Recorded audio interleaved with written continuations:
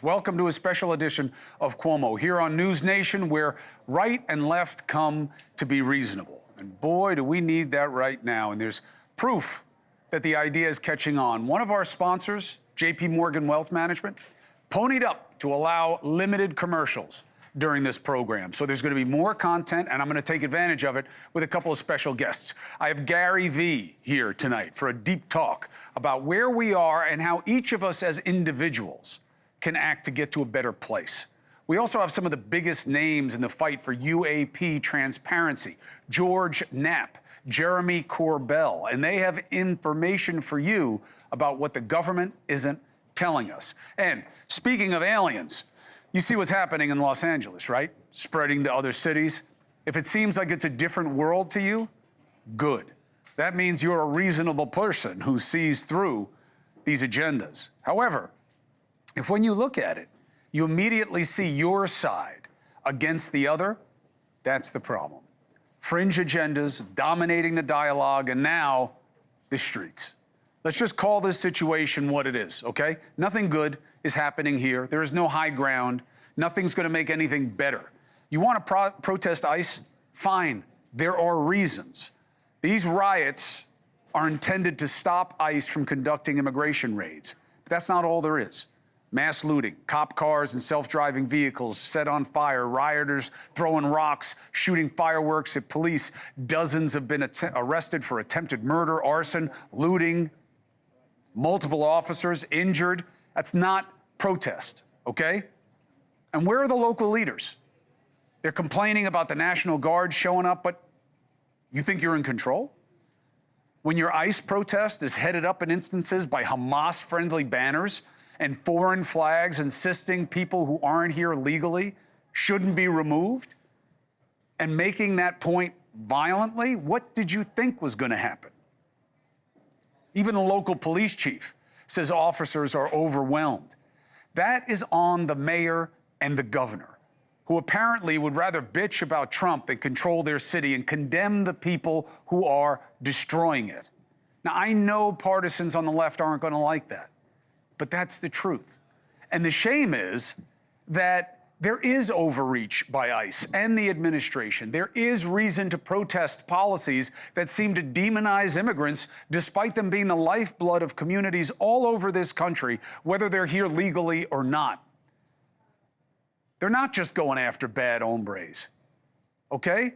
ICE, and I don't blame the agents per se. The agency is being pushed to get as many as they can, wherever they can, however they can. They are scaring people who are here legally and sending a message that seems to be more about how people entered than what impact they're making here. And that's not what America is about. But again, the people on the streets are doing more than making the point I just made. And when you break the law and act with violence, you become what you oppose, and that's what's happening in Los Angeles. This is fringe politics being played out in real time. Why else would the far right be spreading fake video? Actor James Woods, Senator Ted Cruz, clip viewed over 10 million times. It's from 2020. It's from the BLM riots. It's not from over the weekend. Why isn't the truth enough? Because they're not playing about advancement of the whole. This is just about advantage of one petty side against the other. That's all it is. Now, the administration could have said what I just said, right? But instead, they see an opportunity in this, apparently, to show they're tough against the fringe left. I get it. But the latest move, federalizing the National Guard, maybe deploying Marines, be careful.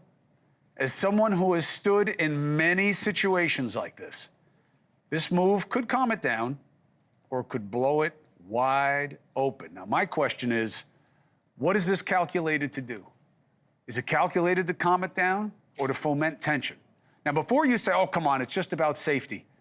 They spit, we hit. That's intended to make what better, exactly?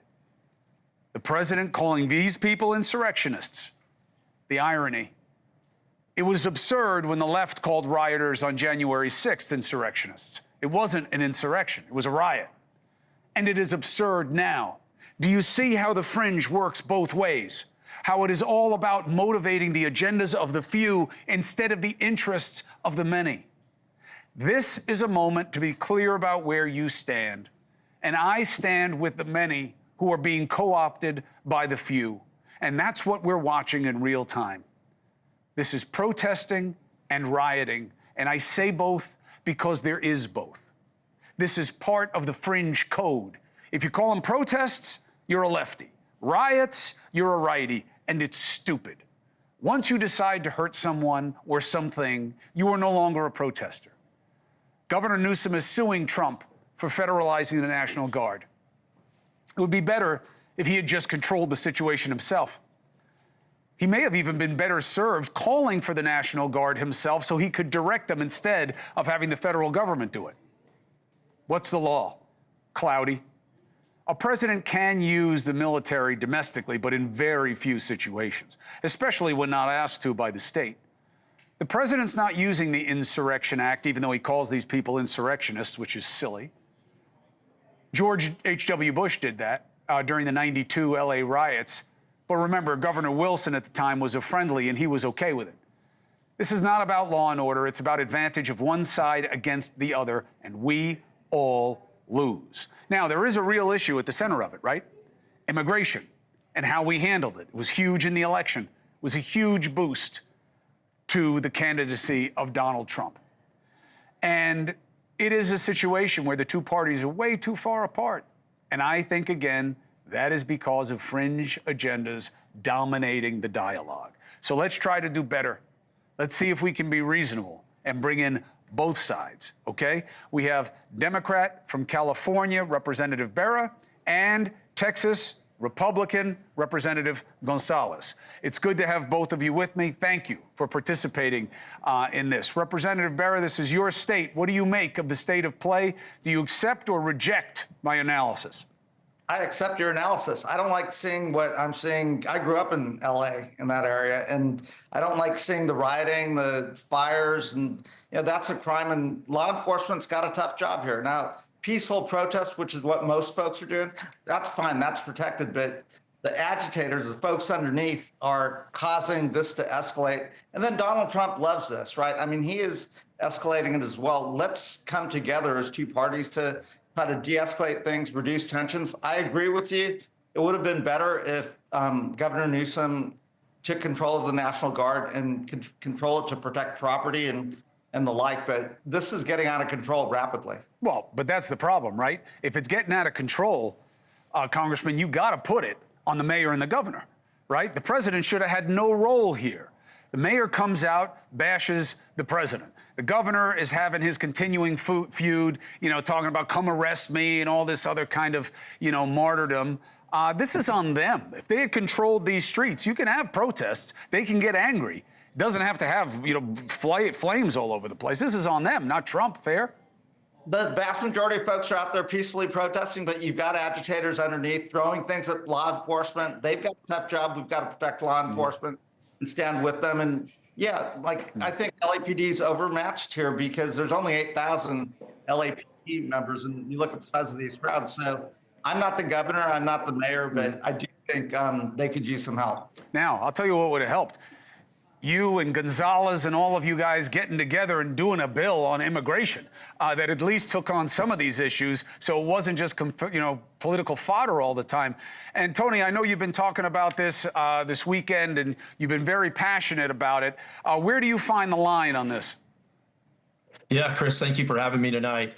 Look, my good friend Ami Berra makes some good points here. And I think the line is this. We need to focus on the criminal illegal aliens, which is to the tune of over 600,000 that are loose in our country. I think you take those people off the streets, everyone can go, you know what, we get more safe. We also cannot allow lawlessness to take hold. And I think that's what we're seeing in Los Angeles. We have to stomp that out as fast as possible. That starts roaring, that spreads all over the place. I don't want it's a sad thing to happen. I'm from San Antonio. In San Antonio, there was a peaceful protest. I didn't agree with what they were protesting. You know, they were protesting against ICE or protesting against so many things. I didn't agree with that, but it was a peaceful protest. We got to get back to that and separate the lawlessness from the peaceful protest, because it all gets wrapped into one. Well, I'm with you. You become what you oppose when you decide to break the law, especially if what you're arguing about is whether ICE is breaking the law. And we were told this was about bad hombres, okay?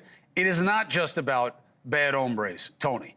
ICE is being pushed to get unreasonable numbers, and that's why they're running everywhere, and they're doing it in ways that often test, if not greatly exceed, the legal standards. Do you believe that's an unfair criticism? No, look, you're not going to find murderers and killers at Home Depot, right? You're going to find them hiding in our community. Not going to find them in schools people. Either.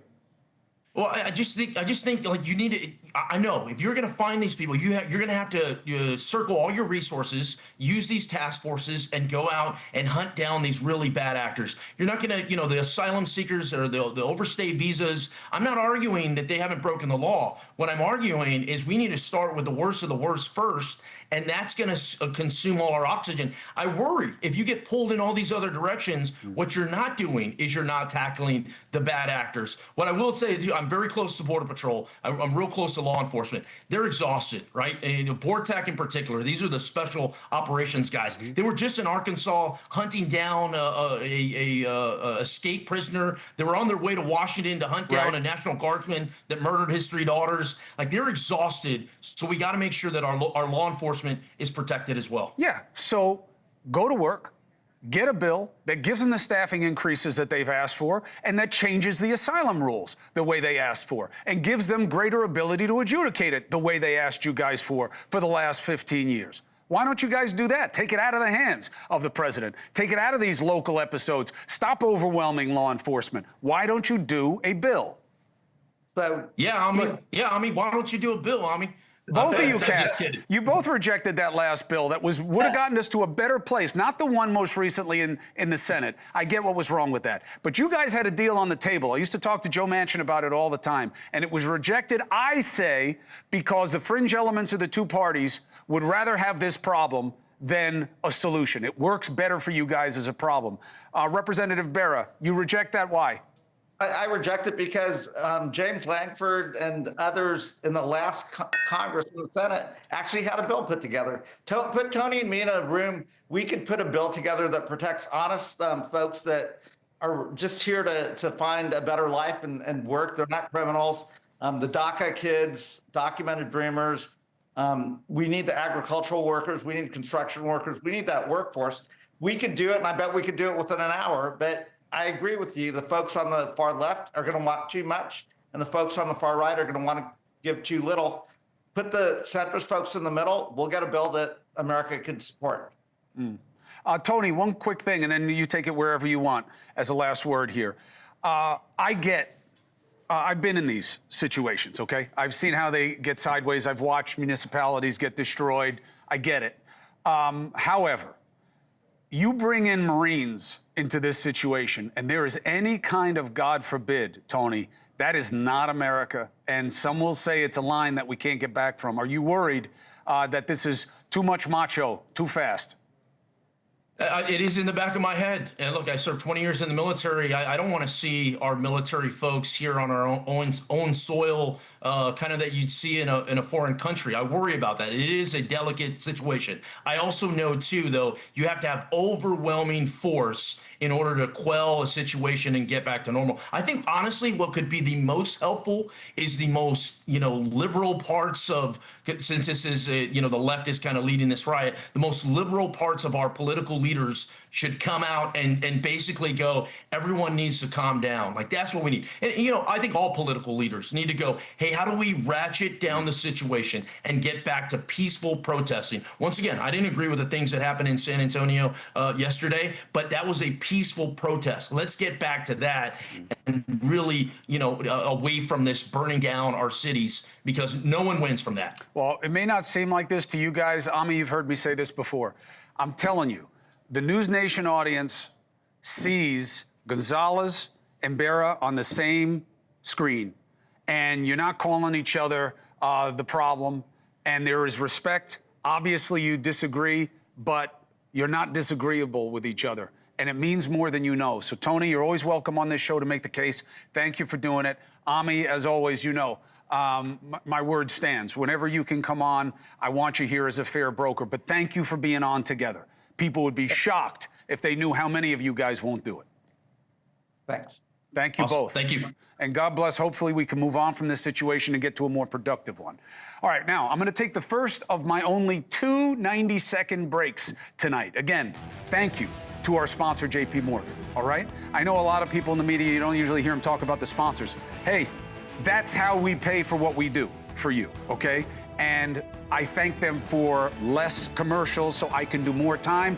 And that's how I got the man, Gary Vee, is here. I know. Vaynerchuk, ho ho! 45 million followers for good reason. All right? One of the original investors in Twitter, Uber, Venmo, runs a marketing, branding empire, but he's more than that. He looks at people in terms of your potential and how you get it out of yourself. Here's a taste of why I'm so excited to have him tonight. If you shit on your parents and you're over the age of 22 and they give you money, you're a asshole. Straight talk. If you take money from your parents and you're over the age of 22, get their names out of your mouth in any negative form. Kiss the ground they walk on. Shut your mouth. You don't want them to have say? Stop taking the bag.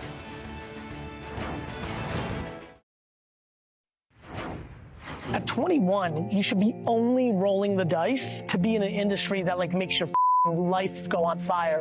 Okay. Like, what are your actual biggest hobbies and interests? Because you could up and do it wrong for 5 years and then still be a kid. Okay. This is where the world's got you guys all up. They're like, you got to figure it out now. This is when you need to do the most high risk stuff that most speaks to your heart. Okay. And then after 5, 7, 10 years, if it doesn't work out, then go get a regular job. It's funny, I'm sitting here laughing with Gary Vaynerchuk. It's great to have Gary Vee with us. You know, entrepreneur extraordinaire, yes, but so much more. First of all, thank you for being on the show. Thanks really for having appreciate me. you. Really, genuinely. You are one of the people I can say you deserve your following. Thank you. Because, yeah, you're great on business, but you're about personal potential. Yes. And that's why I wasn't afraid tonight. I'm not going to drag you through political mire, but this is an extension of how we see ourselves and what we become about. We were talking in the break that I have a 22-year-old. I love her to death. She's more talented than I ever imagined my genes could produce. She and her friends are up against it. The idea that I was going to wind up home after college, 0% chance I wouldn't have been allowed. Yeah. But they don't have the opportunities that were expected after the big education and the big bills. How do you see it? That they have more opportunity than we had. Really? Really, and I'll explain what I mean by that. Your point is well taken. A lot of people that are watching, by the way, this is why I was yelling about college 15 years ago in my content, because the guarantee of that piece of paper to get you a job, I saw even back in 2010 was declining. The world was changing. The world has changed. And so to your point, and to the point that people that counter what I say, which is they have more opportunity, which I'll get into in a second, is a lot of us, and definitely our parents' generation, you got the paper, you got a job. On the flip side, Chris, do you know how many millions of 23-year-olds are making millions of dollars on social media? Right. What has happened is well-to-do kids that are going to good, there's a new economy. Like, I'm sorry that upper middle class and wealthy kids can't just moonwalk into six-figure jobs. But you know what's great about America and capitalism and merit is it constantly changes.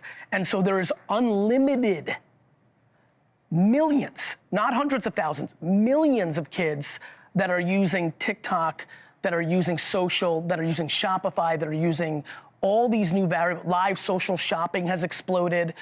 You've got a level of merit for every kid that comes from a well-to-do family that can... someone on the hustle. But, you know, I see them more as, and please correct it, Gary, but I see them more as victims than as predators in that new environment. These kids can't watch a movie unless they're like this. And I'm like, are you going to, if you don't like the movie, we'll watch another one. Oh, no, nothing's happening right now. But you'll appreciate this. We had options too. Like, I think us parents in this generation forget that our parents held us accountable if we acted on things we didn't want that they didn't want us to do. If we stole a Playboy at 7-Eleven, or if we drank alcohol, we got grounded. The issue these kids are dealing with is a generation of parents that are not willing to have consequences and ramifications for their actions. If you're a parent watching right now and you're completely pissed off about TikTok and you think it's bad for your child, tell them to take it off their phone. I'm gonna get a phone call in a minute and be like, yeah, Gary, but the parent's gonna cry. They're gonna be like, but Gary, there's social pressure. Like, everybody's on TikTok. I don't want my kid to be weird. Our parents didn't do that crap, Chris. They didn't care about the other parents. We got grounded. Heck, you know this, we got spanked, slapped. Some kids that are watching got there was a belt in my house when I was a kid. I just think that we've gotten to a place where— Was that better? Look, my point of view is that purple's best and red and blue both suck, right? Oh, love this, Gary. Was it better? Mom and dad are watching right now. The way Tamara and Sasha Vaynerchuk parented me was I knew there was consequences. There was ramifications if I didn't even contemplate to disrespect my mom. Chris. You think we love him too much? Is that what it is? No, I think we loving him? No, I think we overreacted to whatever we didn't like that we got. It's the same thing with politics. Like, good parenting is if you disagree with your parent or your partner in business and they're over here, the natural reaction is to go over here, but the reality is if you go here, you get the mission accomplished. I think that a lot of us went too far left and right. I'm telling you right now, these kids have more options. Chris, they have more options. It is so easy to make money if you're willing to, stick with me here, everyone, work. The problem is that, watch this, you're gonna love this. Your daughter, you said, is 22? 22. She's part of that generation that they didn't work in high school. They teen toured, they sleepaway camped, they I didn't know a single kid at 15 in my neighborhood in Hunterdon County, New Jersey, that didn't have a job. Now I don't know a 15-year-old that has a job. Like, we have really overcorrected and we're over-coddled, 8th place trophies and all this stuff. And meanwhile, listen, I'm talking about merit. Like, back to my content, I'm Mr. Compassion and Empathy. Like, I love a good feelings. I love over-loving. I like a lot of things that are soft, but we can't screw with merit. We can't screw with merit. Like, this is why business is so fun to me. It's the closest thing to sports. Sports is the best because as all these parents on this beautiful island we're sitting on right now, they get involved in school, they get involved in all this stuff, jobs. Do you know I had a kid who wanted his mom to come to his interview the other day? This is where this is going. Like, literally, can I bring my mommy to the interview? I'm like, I've got good news for you. You don't need to come to this interview. It's a wrap. Yeah, you don't have to come I'm either. sorry, brother. But sports is amazing because if little Johnny from a townhouse on the Upper West Side sucks at basketball, then he sucks at basketball. But I'll tell you what, though, we've seen something else with that also. I don't want to go too far afield, but I can't tell you how many friends I have who've sacrificed weekends, money, and vacations for years, from when the kid is like 10 until when they're 17, with all these travel teams. Yeah. The kids never play in college. Never go pro. And some of them are good in high school and some of them still kind of suck unless they go to a small school. But they've spent all this time on them. Now you're getting to the good stuff. You want to know what's really happening that people don't want to admit? Too many parents use their children for their own self-esteem. Too many parents. See, I'm a self-loather, so I don't have to worry about that, Gary. You're in a good spot. I just want my kids to not be like me. I get Every it, time brother. I see a sign they're But different brother, than me, listen, I'm like, you and I thank have been very lucky and like in different ways to be around circle. You know, I grew up very fortunate. I was born in the Soviet Union. And when I came to America, my dad is the hero, took his family, took me as his only child at the time, but he also forced the whole rest of the family. We're like, we're getting out of the USSR. We came to the US, first in Rego Park in Queens, and then I predominantly grew up in Edison, New Jersey. Like, the reality is that I grew up in very humble, environments, and then later in the last 20 years, the way my career evolved, I've been in the dirt and I've been super in the clouds in the penthouse. You know this. Like, there's a lot of ramifications with growing up in a wealthy environment. Like, these parents you're talking about, like, the concept of even being on a travel team was nuts to me growing up. Nobody had that kind of money. Like, and these parents, these bumper stickers on the back, honor student, the Harvard, like parents are overwhelmingly overvaluing the opinions of others about their children instead of watching who their children are and moving that way. The great gift of my life was that I was an immigrant that got D's and F's. And when other people had opinion about that in the Russian community, because they were all trying to get A's, that's how you got out, right? Education's the way out. My mom could give a crap about what anyone thought about me. She knew who I was and parented me in that environment. And like, she reverse engineered me. She was like, this kid is not good at school. So she looked at me when I was 14 and says, you need to work now. You're not good at school? You work. And I had to work in my dad's liquor store. All of a sudden, the fun on the weekends and the summer vacations were gone. And finding that middle, my mom made me I thought I was the greatest human that ever existed, but at any turn, when I did the wrong thing, I had consequences. And so you can love your child and make them think they're great, but don't be delusional. My mom didn't tell me things like, all these parents like, you can do anything. That's crazy. Most people can't do shit. They can't do anything. Like, you can do anything? No, most kids are not gonna be in the NBA. Right. Most kids are not Beyonce. Follow your passion. Most people are not Zucks. You should follow what gets you paid. You should follow the mix. In your 20s, you should take high risk. Right. That's when you can. But again, to your point, a lot of kids are coming home to mommy and daddy because mommy and dad are letting them come home. Our generation wouldn't let you come home. You go live with 4 of your friends in a crap hole in the Bronx. Yeah. Like, we have over-coddled an entire generation. We got questions for you. Dusty, who do you have? Better not be from you, by the way. Oh boy, I gotta have a sidebar with Gary later. Don't You do know that. it. You don't do that even to him know. either. I told you that thing about the money. I had to go through my text with my son to find all the videos I've sent him. Forget it. Poor kid. Randy from South Carolina. Randy, what's your question? I have a question for Gary and yourself, Chris. My observation, it seems like the younger generation, there's a lot of kids that are out there, what I call kids, 20-year-olds, 25-year-olds, protesting for something I don't think they really, truly understand about what they're protesting. Seems like a lot of these young kids, they're looking for something to hang on to. Yes. And I agree with you. So when yeah. you look out there, you see that. I know where you're going with this. And I think about this all the time. There's an expression, a phrase that somebody gave me, Elika Laban. She was on the show the other night. She talks about Iran all the time. She's a UK-trained lawyer. She's really bright. She's worried about us with fundamentalism because that's what took down Persia and created the theocracy that's Iran now.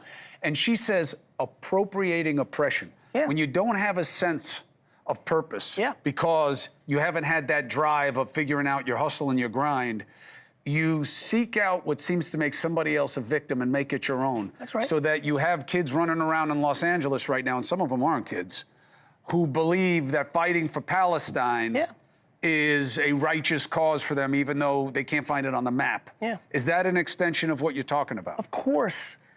But that's an extension of many other things. I mean, that's an extension of, we have politicians on both sides of the aisle who talk like children. Like, the reason these children, I mean, I read, just to give context to the audience, because I have so many social media followers, I'm getting somewhere in the ballpark of 10,000 direct messages a day.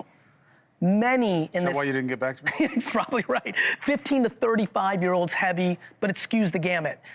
They're disenfranchised because, like, are we ever gonna like just take a beat from this moment we're in and all take a step back and like, do we feel good about looking up to anything that's going on? Like, is this like proper civility? How are we telling our children to be nice? I mean, it's really weird. Like, with all due respect, it's super weird out there. Meaning, like, they don't have anything to look up to because everybody has weaponized fear. Chris, everyone has weaponized fear. And I mean, let's be very frank. Kids have always protested nicely and rioted, not nicely, about things they don't understand since the beginning of time. Yes. Like, you know what's funny? I was a bad student. I was one of them. Yeah, literally, I just said I was a bad student. Ironically, the one thing I was good at was history. I use history for AI. Right now, everyone will talk about AI. Do you know that when electricity was invented, most people didn't put it in their home because the word on the street was there were demons in it? Demonization, that's where it comes from. This is real. Humans would not put electricity in their home because they were scared there were demons in it when it was invented. And so that's what's going to happen with AI right now. Everyone's so scared of AI. What politicians, parents, bosses, and corporations have done very effectively in the last 30 years is weaponized fear in a way that's profound. In fact, so much of what's going on with children right now is that parents are more scared than ever. You know, you start going back to when news became a business, not a public service. All of a sudden, you throw one case of a kidnapping in New York in the late 70s on the news and the ratings go through the roof and everyone's like, you know, this is like real talk. Like we have to dig backwards. But do I think that people are looking for a place to belong? Yes, I do. Why do you think sports does so well? That's a positive version of belonging. Like, yes, I think we've lost our way in a lot of ways. Doesn't that create an opportunity for people, though, to create, yes, fear, demagogue? There's a reason that the Greeks didn't give us a positive opposite to the word demagogue, right? Playing on fears, playing on prejudice works well. Hard to do it the other way. You see a riot, you never see a hugging. That's why Jesus' message is so powerful to so many because of its demonstration. But is there an opportunity? Go ahead. Is there an opportunity, Gary, for someone to do the opposite of playing to fear and to be about something big and positive? By the way, I don't know how Democratic strategists are confused about this. The only time Democrats win is when they sell hope. What do you think Obama and JFK and Clinton were? Yes, I mean, and by the way, there's a reason we build statues for Martin Luther King and Gandhi. Like, love is undefeated in the end, but it usually comes back late, like the Pacers. You know, like, I think people, like, history is very clear on all these issues. Very clear on all these issues. My big thing for everybody who's watching this program is stop pontificating and debating on Facebook and start doing something. Like, we are in the greatest era of finger pointing, and we hate a good thumb. Chris, we hate thumbs. It's everybody's fault. It's literally, I mean, I read social media at scale. I have a 3,000 person marketing company. We do, like, this is what I do for a living. I get a pulse of where things are going. You want to know the real pandemic?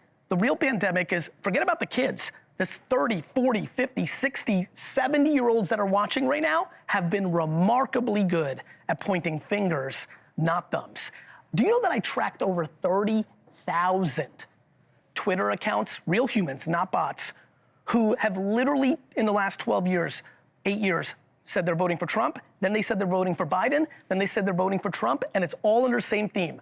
He didn't do anything for me the last 4 years, I'm going the other way. He didn't do, like, we are very far away from when JFK said, don't ask what I'm gonna do for you, what are you doing for the country? We are in a place where we blame our boss, our parents. What about all the people that blame their parents in perpetuity? At what age do we become grown-ups? At what age does the trauma of your childhood become appropriate that you are now capable to go to therapy, to surround yourself with more positive? Like, when are we grown?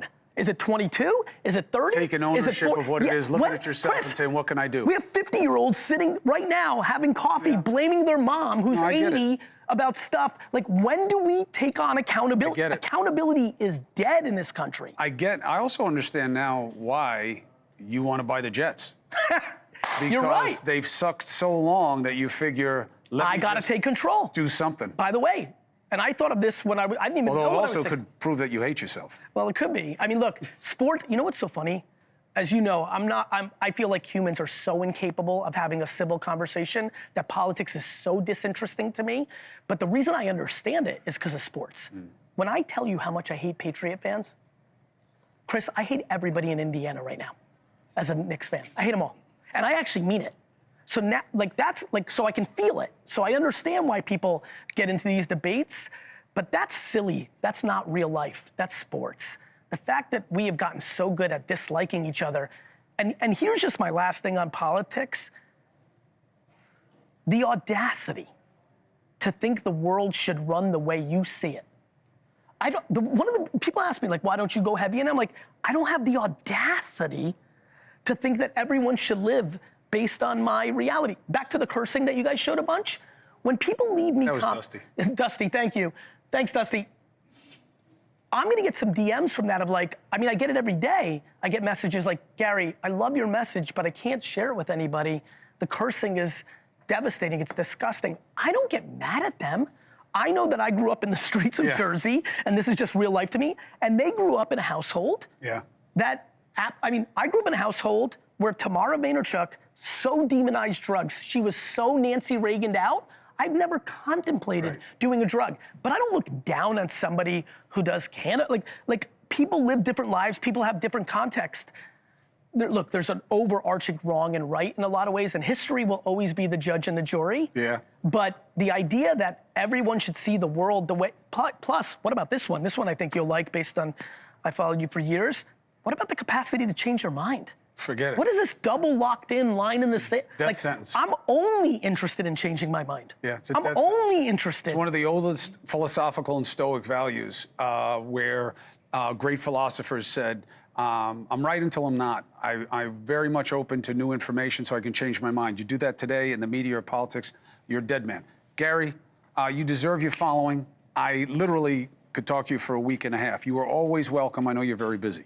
Anything I can ever do for you, I'm a call away. Thank you, my brother. Thank you for what you're putting into the world. Thank you for trying to make us better. Thank you. I appreciate you. Thank you, brother. Gary Vee, the one and only. Now, why did I get to talk to him for so long? Because my sponsor hooked me up tonight. So I only have 2 breaks, 90 seconds each. I always tell you what the commercial time is because I hate when people make you guess about it. I scroll through too. I know what you're doing. So when I come back, we have an interview with someone who's as elusive as the subject that he's famous for, investigative journalist George Knapp, okay? He has been pushing for transparency for decades, and he's broken some of the biggest stories. He joins us tonight with his protege, Jeremy Corbell. You know him, my friend. He has a message for you. They both do, and you'll hear it right after this. There are things that just keep us up at night, things that we can't put down, like studying UFOs. Who are they? Where are they from? Why are they here? What's their interest in us? Oh, and the more I learn, the fuzzier those answers get.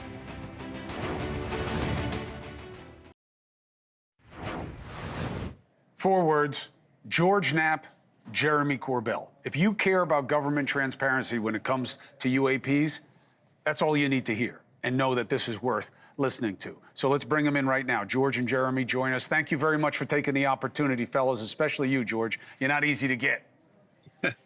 I'm not full-on hermit yet, but I'm heading in that direction. Thanks, Chris. It's good to have you both with us. George, when you look at the evolution of, look at Tom Homan, he wanted to hear what's saying. That's how big you are, George, is that Tom Homan, the head of ICE, he wanted to hear your interview in real time. So let me ask you this, George, when you are looking at the state of play right now, do you believe we've made progress? And what's your biggest question going forward? Well, we have made progress since that New York Times story, 2017. Congress has shown it's interested in the topic after being hands-off for more than 50 years. Major media at least dabbled in it for a while, now have pulled back. The academic community has come forward. Some people have stepped forward bravely and said, we want to look into this. So, yeah, there's progress being made. But, you know, the keepers of the secrets, the folks who are manipulated this topic for almost 80 years now, are better at their job, I would dare say, than you and I and Jeremy are at ours.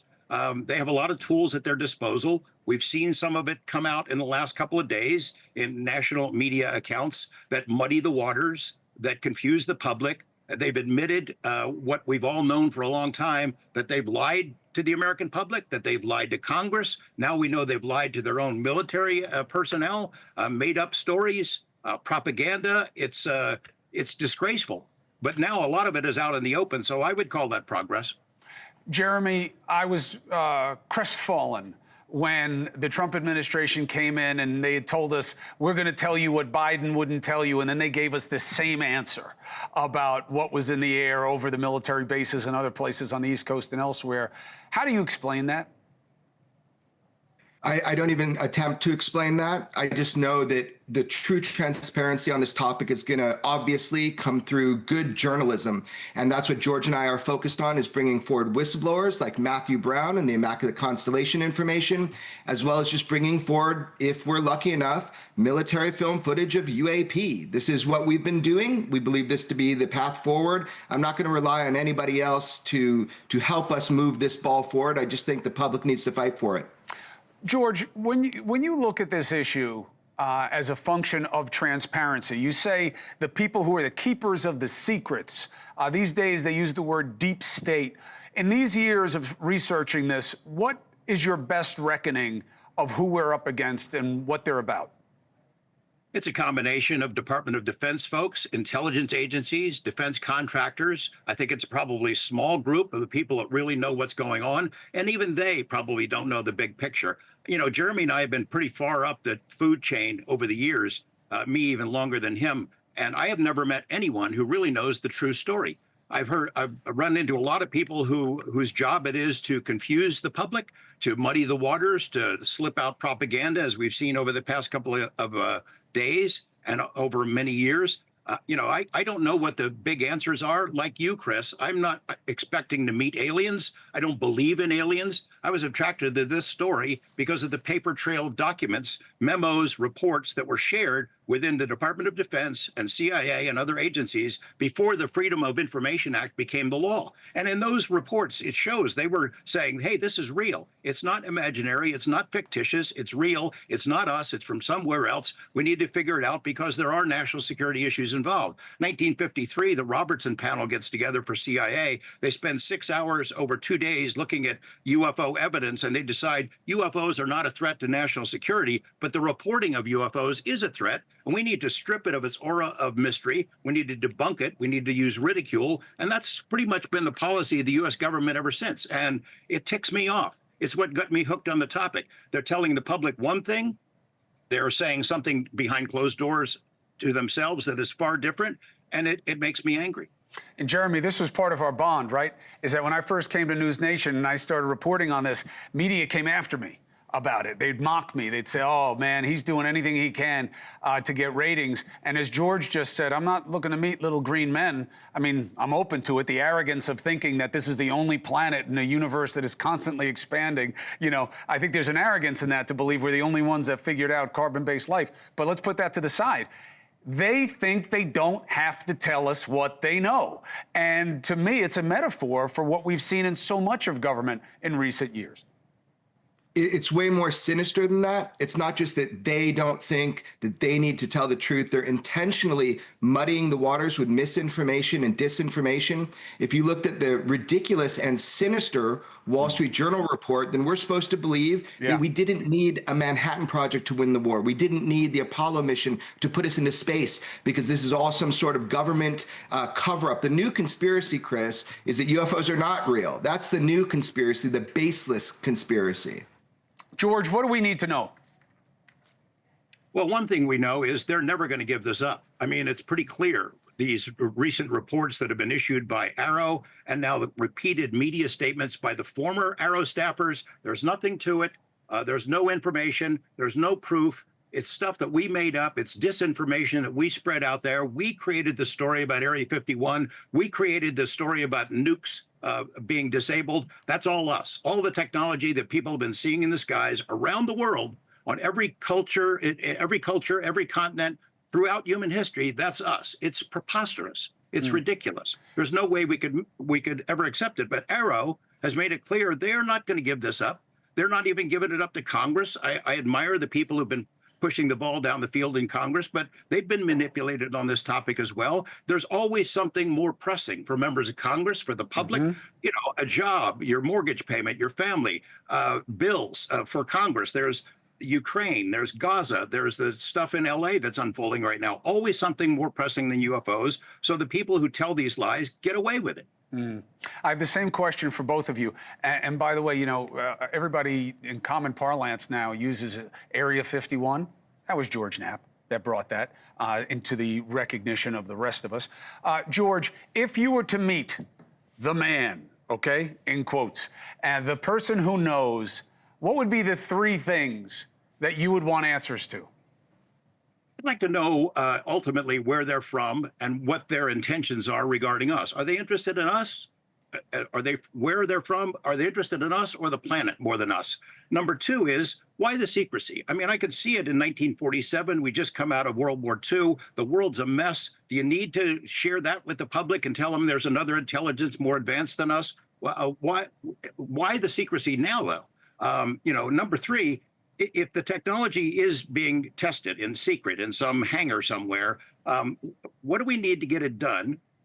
Can we ever master it? And are the national security implications legit? Because there is a race for this technology. Us, the Russians, the Chinese, maybe the Israelis, How do we ever separate the UFO technology from national security concerns that would allow some president to step up to a microphone and say, we've been lying to you, here's the truth?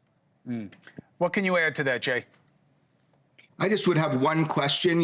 What made you look beyond your orders and not follow your oath? Like, what made you do this? Keep this from the American public. What is so scary to you that you are holding this back from the American public and hurting people's lives? That's what I really want to know. It's more of a human question about the secrecy of UFOs. I'm done with it. The American public's done with it. And I hope we crack this egg as soon as possible. What do you think the watershed moment will be, George? What do you think has to happen that hasn't yet? It's got to be a whistleblower who comes forward with a piece of something or some video evidence, something irrefutable, or it has to be them, whoever they are, wherever they're from. I mean, they're the real architects of the secrecy. Wherever they're from, they've been here a long time. They could make themselves known in some irrefutable kind of a demonstration. They haven't done it. We get little glimpses, little bits and pieces, a look here, a look there, but they started the secrecy, and our government is happy to exploit it. For me, Jay, you know what I think it's going to be? Advantage. One of these two poison parties is going to realize there's something in this issue for them versus the other one, and they'll go all in down that road. That is my suspicion of why it didn't change from Biden to Trump. It didn't kill the Democrats for Trump to come out with whatever that they were going to come out with. The same way that it wouldn't have killed Trump for Biden to expose whatever it is. And these cats are all about advantage, never about advancement of anything but their own aims. Hope you're right. Look, if we still have freedom of journalism, then we're going to push as hard as we can to reveal to people the best evidence that we have. That's our mission. That's what we're going to do. We're going to practice journalism. Jeremy, I love you. Thank you for being here. You're always welcome. I appreciate the work that you're doing. George Knapp, I got to tell you, I'm so happy that I finally got a chance to speak to you.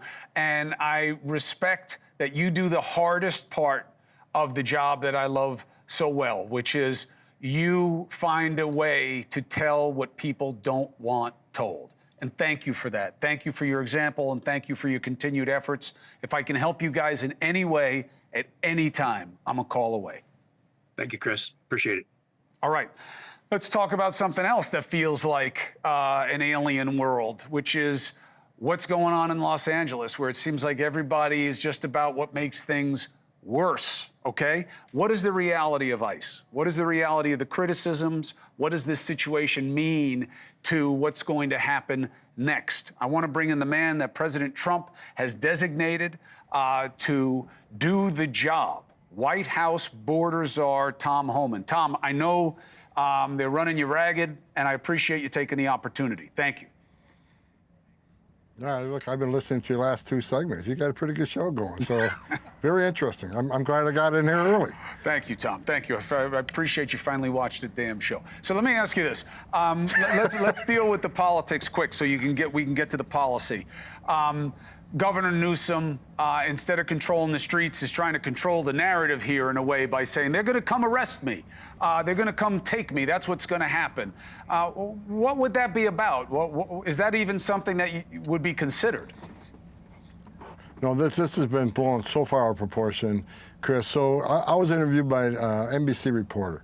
And we were talking about the protesters. And I said, look, people have the right to protest. They got their First Amendment rights, and I salute them. But they can't cross that line. They can't impede ICE officers. They can't put their hands on them. They can't throw Molotov cocktails. They can't damage government property.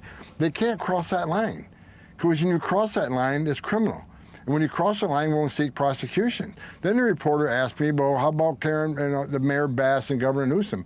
They possibly can be indicted. I said, look, if they cross that line, they commit a crime, of course they can be. Anybody can be. No one's above the law. There is no threat to arrest Governor Newsom, but the statement was made. Just like anybody else. If he crosses that line of impeding ICE enforcement efforts, if he knowingly harbors and conceals an alien, that's a crime. We would ask AG, the Attorney General, to seek prosecution. It wasn't a threat, but my words were taken out of context, but it is what it is. I stand by what I said. No one's above the law. I've heard that for 4 years. President Trump was above the law. No one's above the law. Either is the governor of California. What do you make of the criticism beyond the spectacle of you want to remove bad guys? That's fine. But you're going into sensitive places. You're breaking up communities. You're going way beyond getting the bad people and you're scaring the good people. You know, it's just a false narrative. So, like, what started the protests in L.A.? I was there. I went to L.A. Wednesday night to kick off an operation, a surge operation. And the first place we went to, we served 3 criminal search warrants out of business. And they had a couple locations. What was that investigation? It was an investigation concerning money laundering, tax evasion, and customs fraud. We got a company that brought in over $87 million of goods to the United States, underdeclared, and they failed to pay $17 million in tariff taxes. And as a part of a bigger overarching investigation, how some of this money on these companies is being funneled to Mexico and Colombia to fund cartel activity. So we served criminal arrest warrants, and when we went in to arrest them, we arrested 40 illegal aliens that worked for this company. And the same day, we had teams out in the street. We arrested a Vietnamese national that murdered 2 young teenagers at a graduation party. We arrested several child sexual predators. We arrested someone that was convicted of rape. We arrested someone that was domestic violence 3 times over again. We arrested an illegal alien who was convicted of unlawful penetration of a foreign object, which I didn't even dig into that case. But we took a lot of bad people off the street that day. But when the protesters came, they're thinking, okay, this is another enforcement operation. They didn't ask the details of the operation. We tried to put the information out, but it wasn't covered. So in the middle of that search warrant, protesters started coming. Then they blocked the agents from leaving safely with the people we had in our custody and the evidence we had in their custody.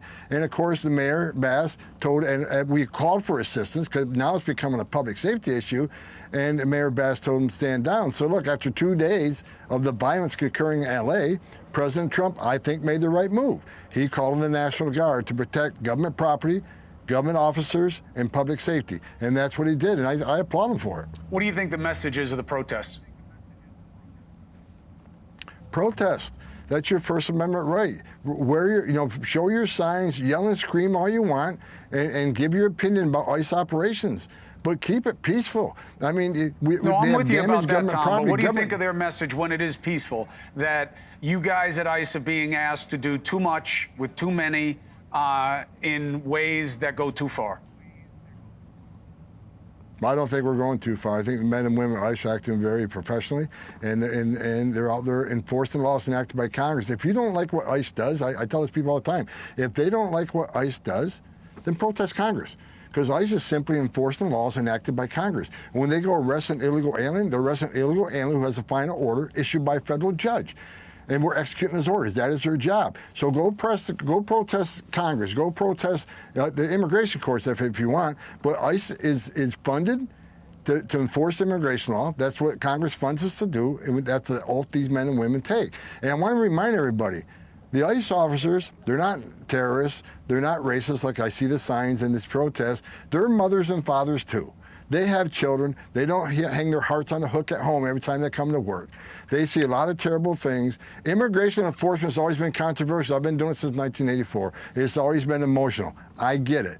But we got a job to do, and we're going to do it. And we're going to do it every day in Los Angeles and every day across this country. Is this situation going to change anything with ICE? Any kind of reconsideration, any kind of slowdown until this clears? No. We got over 100 teams out there today. We have over 100 teams tomorrow. We're going to do this every day across this nation. We got a job to do, and we're going to do it. You can protest, but I'm asking, look, I go to bed every night, and this is the honest truth. I pray for the safety of the men and women of ICE and the other agencies who are helping us. I also pray for the safety of the protesters. Protest, that's your amendment right.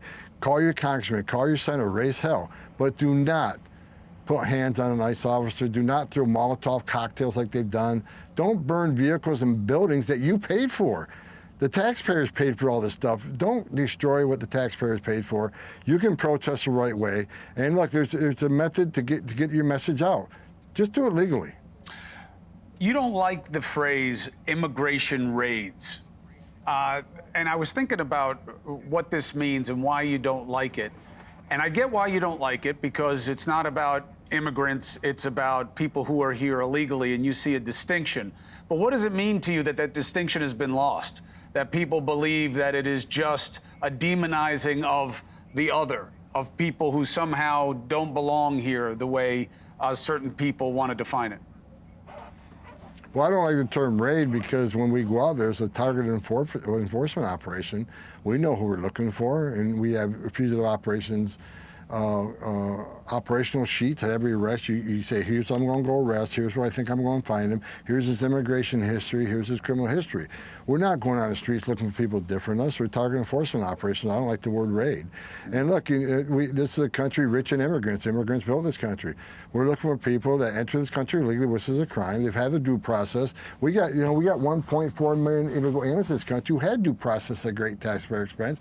They had an order removed. So a judge issued an order. They must leave this country. And unless we do that, then we send a message to the whole world: keep coming, keep putting yourselves in harm's way, keep the sex trafficking going, keep the drug trafficking going, because you're overwhelming the Border Patrol. There has to be consequences for, violating our laws. But again, I go back to Congress. If they can fix the system, fix the system. But we got to enforce the law. There has to be consequences for violating our laws, and that's what ICE is simply doing. Yeah, the one thing that I do feel is patently unfair about all of this is I don't think it's fair to blame ICE as an agency. I do think it's fair to blame Congress, because they put you guys in an impossible position. You are trying to enforce your way through a system that is unsustainable. They don't give you the resources. They haven't given you the rule changes. They haven't given you the ability to adjudicate so you can affect due process in any kind of way that's expeditious. And I believe it's because they like the problem better than a solution, and they've laid it at your feet. Tom, I'll keep covering it. You're always welcome here to make the case, and I agree with your prayers. I hope this gets better for everybody involved as soon as possible. Thank you for being with us. Thank you, sir. I appreciate you.